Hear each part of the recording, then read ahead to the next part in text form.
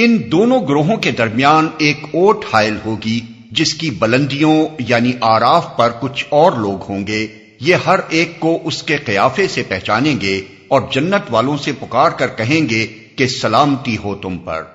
یہ لوگ جنت میں داخل تو نہیں ہوئے مگر اس کے امیدوار ہوں گے،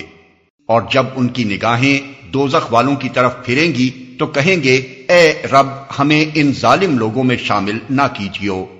پھر یہ آراف کے لوگ دوزخ کی چند بڑی بڑی شخصیتوں کو ان کی علامتوں سے پہچان کر پکاریں گے کہ دیکھ لیا تم نے، آج نہ تمہارے جتھے تمہارے کسی کام آئے اور نہ وہ ساز و سامان جن کو تم بڑی چیز سمجھتے تھے۔ اور کیا یہ اہل جنت وہی لوگ نہیں ہیں جن کے متعلق تم قسمیں کھا کھا کر کہتے تھے کہ ان کو تو خدا اپنی رحمت میں سے کچھ بھی نہ دے گا؟